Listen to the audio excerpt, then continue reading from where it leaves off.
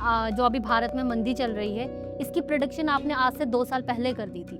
तो मैं वो शॉक हूँ कि कैसे आपने आज से 2 साल पहले ही बता दिया कि ये चीज़ होगी। तो आप जब ये चेंज होता है उसी समय किसी भी इंसान की लाइफ में बड़े बड़े चेंज आते हैं, किसी देश में बहुत बड़े चेंज आते हैं। सुनामी हो गया या भूकंप हो गया। 2027 के मिड के बाद जब शनि 1 नंबर साइन में जाएगा तो युद्ध की संभावना बनेगी। अब मैं आपको पुराना पैटर्न बता देता हूँ, क्योंकि हम लोग क्या करते हैं जब कोई प्रेडिक्शन निकालते हैं ना, तो बंगाल इलेक्शन की मैंने भी 1 डेढ़ साल पहले कर दी थी। तो मैंने कहा था कि ममता जी इस बार हार जाएंगी, पावर शिफ्ट होगा बंगाल के अंदर, और मैं अपनी बात पे अडिग था। आपने मेरा इंटरव्यू भी लिया था, जस्ट 10-15 दिन पहले लिया था आपने जब वोटिंग थी, तो बिल्कुल मैंने तब भी कहा था कि मैं अपनी बात पे अडिग था। तो मोदी जी मेरे को लगता है कि 2028 के लास्ट में या तो खुद छोड़ देंगे, संन्यास ले लेंगे, मतलब कुछ ना कुछ बड़ा फेरबदल उस पीरियड में सरकार में होगा। तो आप देखिए कि अभी निकाय चुनाव हुए हैं, अभी ये पंजाब में 2-3 दिन पहले हुए हैं, जिसमें आम आदमी पार्टी ने बहुमत हासिल किया है। 1000 सीटें मेरे ख्याल से जीती हैं 2000 में से। तो आप देखिए कि कितना एक्यूरेट है। मेरे को लगता है कि ये प्रेडिक्शन भी मेरी एक्यूरेट ही होगी। सर ये जो कॉकरोच पार्टी है जिनका मतलब आजकल बहुत ट्रेंड में है, तो सर ये 2029 में इलेक्शन लड़ेंगी या इनका क्या फ्यूचर है? देखिए, ये जो कॉकरोच पार्टी है, ठीक है, ये यूथ के कारण बनी है और काफ़ी इनको रिस्पॉन्स भी काफ़ी अच्छा मिल रहा है। नमस्ते दोस्तों, तो आज हमारे स्टूडियो में मौजूद है भारत के नास्त्रदमस श्री आचार्य दीपक जी, जिनकी भविष्यवाणी हमेशा एक्यूरेट रही है और लोग हैरान है कि किस तरह से उनके हमेशा जो भी प्रेडिक्शन होती है 100% सच होती है। तो मैं आज आचार्य जी से जानना चाहूंगी, आचार्य जी ऐसा क्या टेक्निक है या ऐसा क्या साइंस है कि आपकी हमेशा प्रेडिक्शन एक्यूरेट रही है? मैम, इन भविष्यवाणियों के पीछे एक साइंस का हाथ है। हमारे ऋषि मुनियों ने, हमारे गुरुओं ने बहुत साल पहले हमें ये विद्या दे दी थी, जिसको आजकल एस्ट्रोलॉजी के नाम से जाना जाता है। मैं उसी विद्या का प्रयोग करके भविष्यवाणियाँ करता हूँ, तो बिल्कुल एक्यूरेट आती हैं। हमारे ऋषि मुनियों ने बहुत साल पहले ही बता दिया था कि प्लैनेट्स होते हैं, साइन होते हैं, नक्षत्राज होते हैं, और जब ये मूव करते हैं तो लोगों की लाइफ के ऊपर असर पड़ता है, देश दुनिया में बड़ी बड़ी घटनाएं घटती हैं। बस ये उसी साइंस का उपयोग करके मैं भविष्यवाणियाँ करता हूँ। और ये सिर्फ साइंस ही है, और कोई कोई दैवी शक्ति अगर आप बात करें ऐसा कुछ नहीं है, सारी कैलकुलेशन का खेल है। आचार्य जी मैं जानना चाहूँगी जो अभी भारत में मंदी चल रही है, इसकी प्रेडिक्शन आपने आज से 2 साल पहले कर दी थी। तो मैं वो शॉक हूँ कि कैसे आपने आज से 2 साल पहले ही बता दिया कि ये चीज़ होगी। तो आप कैसे पता करते हो सर ये सब? देखिए मैम, मैंने 2 साल पहले बता दिया था, क्योंकि ना ग्रहों के गोचर से हमें पता चल जाता है। शनि को काल कहा जाता है, ठीक है? शनि के गोचर से मुझे पता चल गया कि 2025 जब भी शनि 12 नंबर साइन में जाएगा 2025 में, और 2027 के मिड तक रहेगा, तो उस पीरियड में मंदी आनी ही थी। क्योंकि मैंने ग्रहों का पुराना पैटर्न भी देखा। जैसे 1987 में शनि जब वाटर साइन में था, तो ब्लैक फ्राइडे हुआ था, पूरे मतलब देशों में मंदी आ गई थी। 1997 में शनि फिर से वाटर साइन में गया, तो काफ़ी उस समय मंदी का सिचुएशन बनी, मंदी की सिचुएशन बनी। जितने भी जापान, इंडोनेशिया, एशिया के जितने भी देश थे, जी। सब जगह मंदी की सिचुएशन बनी, ठीक है? अब आप देखिए कि 12 नंबर साइन भी वाटर साइन है, तो इसमें शनि का जाना ही मंदी का इशारा कर रहा था। तो इसलिए मैंने पहले ही बता दिया कि मंदी, ये 2.5 सालों में मंदी आएगी ही आएगी। अच्छा तो सर मतलब ये शनि के मूवमेंट से पता चलता है कि मतलब आने वाले टाइम में क्या सिचुएशन रहेगी? मैम, जब भी हमने कोई प्रेडिक्शन करनी होती है, जी। चाहे देश दुनिया की या किसी इंसान के बारे में, तो शनि को प्राइमरी लेते हैं। शनि सबसे स्लो मूविंग प्लैनेट माना जाता है। ये एक साइन में 2.5 साल रहता है, ठीक है? और जिस साइन में भी ये रहता है और जिन घरों पे भी दृष्टि डालता है, उन घरों से रिलेटेड ये रिज़ल्ट देता ही देता है। क्योंकि स्लो मूविंग है, काफ़ी देर तक उसमें बैठना है। इसी तरह से जब ये चेंज होता है, उसी समय किसी भी इंसान की लाइफ में बड़े-बड़े चेंज आते हैं, किसी देश में बहुत बड़े चेंज आते हैं। सुनामी हो गया या भूकंप हो गया, या बड़े-बड़े देशों में लड़ाई झगड़े हो गए, युद्ध हो गए, वो सब शनि से देखे जाते हैं। इसलिए शनि को काल कहा जाता है। तो मैं जानना चाहूँगी इस समय शनि की क्या स्थिति है? देखिए, शनि इस समय वाटरी साइन में चल रहा है, ये 2027 के मिड तक चलेगा, तो ये पीरियड ही रिसेशन का है। इस पीरियड में आपने देखा ही है, रिसेशन आ गया हुआ है, जी। तो ये थोड़ा-सा प्रॉब्लमैटिक पीरियड है। जो भी पैसा है आपके पास सँभाल के रखें, कोशिश करेंगे अननेसेसरी खर्चा ना करें, क्योंकि आने वाला टाइम मेरे को लगता है कि और ख़राब है, क्योंकि जब शनि वाटरी साइन में जाता है, 12 नंबर साइन में जाता है, उसके बाद अगले साल इसने 1 नंबर साइन में जाना है, हुँ, हुँ। जो कि इसकी नीच की राशि है, मंगल की राशि है। युद्ध की राशि एक तरह से, मतलब इस राशि में जाने के बाद युद्ध होने की संभावना बनती है। जी सर, मैंने आपकी एक वीडियो भी देखी थी, आज से 2 आपने 2 साल पहले बनाई थी, कि उसमें भी ये बताया गया था कि युद्ध हो सकता है इंडिया में, क्योंकि 2 देखिए, बिल्कुल आपने बिल्कुल सही सुना। हुँ। 2027 के मिड के बाद जब शनि 1 नंबर साइन में जाएगा, तो युद्ध की संभावना बनेगी। अब मैं आपको पुराना पैटर्न बता देता हूँ, क्योंकि हम लोग क्या करते हैं जब कोई प्रेडिक्शन निकालते हैं ना, तो लास्ट पीरियड में क्या हुआ था, उससे पहले ये प्रेडिक्शन कब बनी थी, तब क्या हुआ था, वो भी निकालते हैं। ठीक है? कोई भी एस्ट्रोलॉजर ऐसे ही चेक करता है। जी। फिर मैं पीछे गया, पिछले सालों में गया, तो मैंने देखा कि जब 1967 से लेके 1971, जो काफ़ी पुराना टाइम है, जी, जी। उसमें भारत का चीन के साथ झगड़ा हुआ, 2 बार झगड़ा हुआ। फिर 1971 में पाकिस्तान के साथ लड़ाई हुई। फिर मैंने देखा कि शनि इन्हीं 2 राशियों से गुज़र रहे थे, क्योंकि इन 2 राशियों से गुज़रने में ना शनि को 5 साल लगते हैं, ठीक है?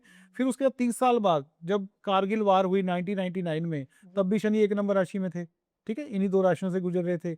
अब देखो 30 साल बाद फिर लड़ाई हुई भारत की, अब फिर वही 30 साल बाद पैटर्न आ गया, सेम शनि उसी राशि से जा रहा है बिल्कुल, बिल्कुल। और भारत की कुंडली में 1 नंबर राशि 12वें घर में पड़ती है, तो वो भी अच्छा नहीं है। तो इसलिए 2027 मिड के बाद युद्ध होना ही है। तो सर भारत तो पहले मंदी का फेस कर रहा है, तो इससे तो और मतलब मुझे लगता है कि बहुत डाउनफॉल आ जाएगा भारत का। देखिए, बिल्कुल आएगा। मैं तो वैसे चाहता हूँ कि युद्ध होना नहीं चाहिए। जो जी, जी। मेरा अपना मन कहता है कि युद्ध नहीं होना चाहिए, बट पैटर्न ऐसा बन रहा है। भगवान करे युद्ध ना हो, जी, जी, बिल्कुल। बट ऐसी सिचुएशन बन रही है, ऐसी प्लेंटी पोज़ीशन बन रही है, क्योंकि मंदी के बाद ही युद्ध के चांस बनते हैं। जी, बिल्कुल। हाँ, तो इसलिए थोड़ा-सा ध्यान रखें, केयरफुल रहें। सर हमने एक बात नोटिस की है कि आपने जितनी भी प्रेडिक्शन की है ना इलेक्शन को लेकर, वो हमेशा एक्यूरेट हुई है। मैंने बहुत सारे एस्ट्रोलॉजर को देखा है जो कुछ बोलते हैं, कोई कुछ बोलता है, बट जो आपकी भविष्यवाणी होती है इलेक्शन को लेके वो हमेशा पत्थर की लकीर होती है।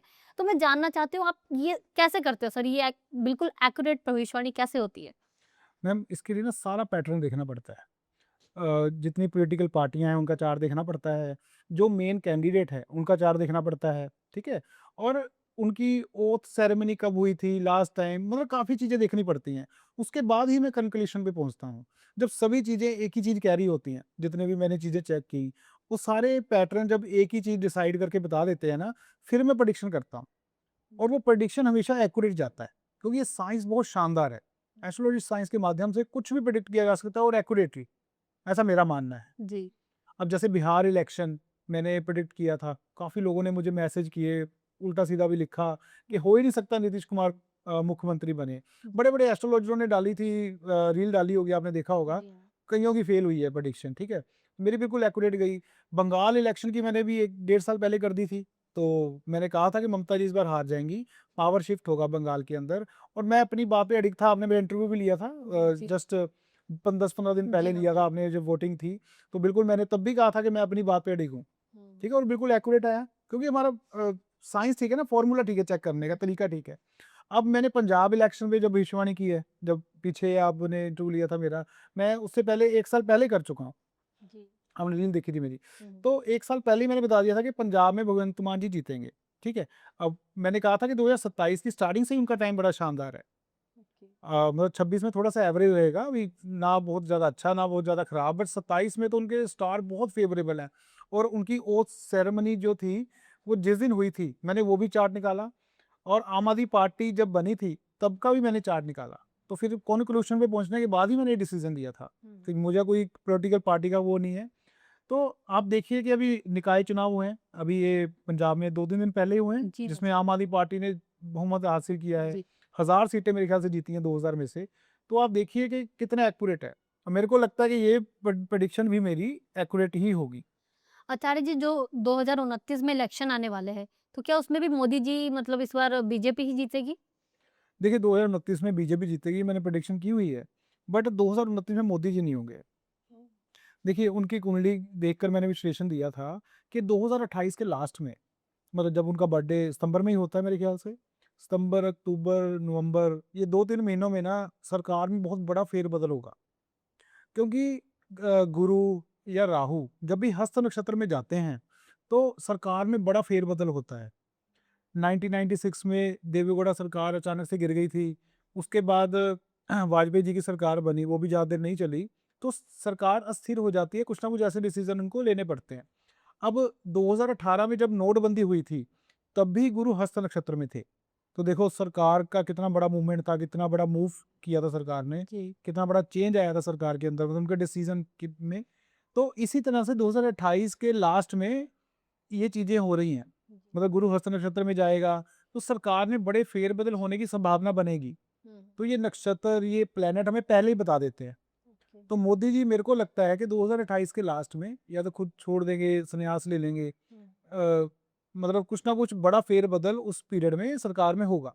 जी। तो ये प्रेडिक्शन मैं ऑलरेडी कर चुका हूँ मोदी जी के ऊपर। सर ये जो कॉकरोच पार्टी है जिनका मतलब आजकल बहुत ट्रेंड में है, तो सर ये 2029 में इलेक्शन लड़ेगी या इनका क्या फ्यूचर है? देखिए ये जो कांग्रेस पार्टी है, ठीक है, ये यूथ के कारण बनी है और काफ़ी इनको रिस्पॉन्स भी काफ़ी अच्छा मिल रहा है, जी। ठीक है। मेरा मानना है कि अभी इनको ना काफ़ी टाइम लगेगा, सत्ता में आने में काफ़ी टाइम लगेगा, तो नेक्स्ट टाइम अभी ये सत्ता में तो नहीं आएंगे, बट हाँ रिस्पॉन्स अच्छा मिल सकता है। तो सर फिर 2029 के इलेक्शन में कौन आने वाला है? इसकी प्रेडिक्शन कर ही दीजिए आज।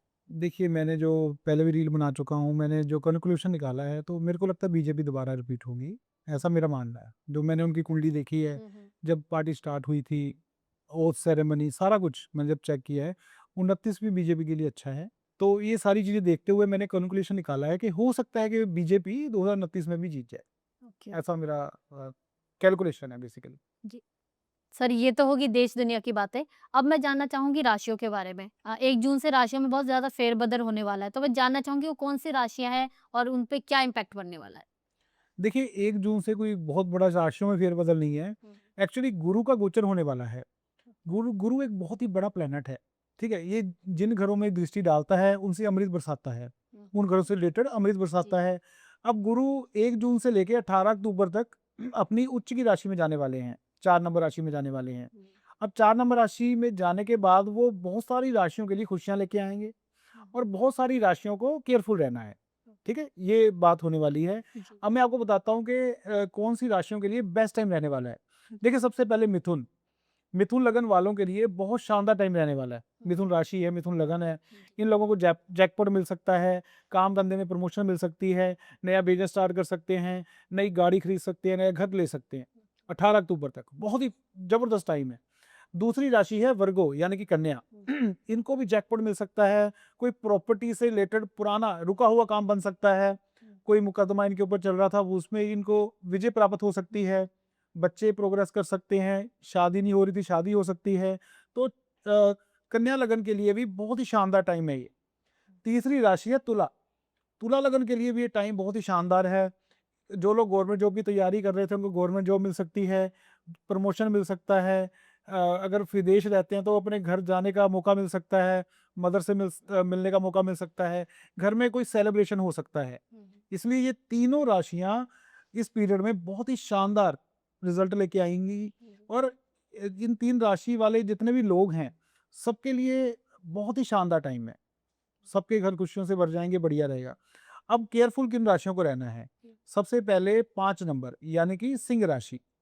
सिंह राशि वालों के 12वें घर में ये गोचर हो रहा है, इसलिए उनको खर्चों से सावधान रहना है, खर्चों के ढक्कन खुल जाएँगे, अननेसेसरी खर्चा करने से बचें, ठीक है? दूसरी राशि है कुंभ। कुंभ लगन वालों के लिए भी ये गोचर अच्छा नहीं है, इनको भी 18 अक्टूबर तक सावधान रहना है, ठीक है? उनका भी अननेसेसरी खर्चा हो सकता है, लोन लेने तक की नौबत आ सकती है। तीसरी जो राशि है, जिसको केयरफुल रहना है, वो है धनु। धनु राशि के 8वें घर में ये गोचर हो रहा है, धनु लगन के, तो इन लोगों को भी केयरफुल रहना है। हाँ, बाप-दादा की प्रॉपर्टी मिल सकती है, बट इनको भी ना पैसे का नुकसान हो सकता है। अननेसेसरी किसी न किसी प्रॉब्लम में ये फँस सकते हैं, तो इसलिए केयरफुल रहें। बाकी जितनी भी राशियाँ हैं, सबको मिला-जुला फल मिलेगा। सर आपकी प्रेडिक्शन हमेशा एक्यूरेट हुई है, तो अगर कोई सीखना चाहे तो आप सिखाते भी हो? मैम हमारे ऑनलाइन कोर्सेज़ चलते रहते हैं। अभी हमारा जून के एंड में भी कोर्स शुरू होने वाला है। उसके लिए कोई भी जो हमारे नीचे दिए गए नंबर हैं, इन पे कॉल करके अपनी सीट बुक करा सकता है और जो भी डिटेल है ले सकता है। सर जो लोग कंसल्टेशन आपसे लेते हैं, तो वो उनकी मेन प्रॉब्लम्स क्या होती हैं? देखिए मैम ज़्यादातर लोग अपने जॉब या बिज़नेस के बारे में पूछते हैं, कुछ मैरिज के बारे में पूछते हैं, कुछ बेबी बर्थ के बारे में पूछते हैं। ये 3 चीज़ें मैंने सबसे ज़्यादा कॉमन देखी हैं। तो आप इन सब के समाधान दे देते हैं? बिल्कुल मैम, जो भी कोई पूछने आएगा तो उसको बिल्कुल एक्यूरेट मैं प्रेडिक्शन बताता हूँ। उसके बाद लोग काफ़ी खुश हैं। मेरे 5000 से ज़्यादा वर्ल्ड वाइड क्लाइंट हैं। ये नहीं है कि इंडिया में है, इंडिया से बाहर भी हैं और वो रेगुलर बेस पे मुझसे प्रेडिक्शन देते हैं। तो अगर लोगों ने आपसे कंसल्टेशन लेनी हो तो सर कैसे करें? देखिए मैम, हमारे चैनल पे हमारे नंबर मौजूद हैं, जी। हमारी रील्स में भी हमारे नंबर मौजूद होते हैं। उनसे आप नंबर लेकर के आप कॉन्टैक्ट कर सकते हैं और अपनी कंसल्टेशन बुक करा सकते हैं।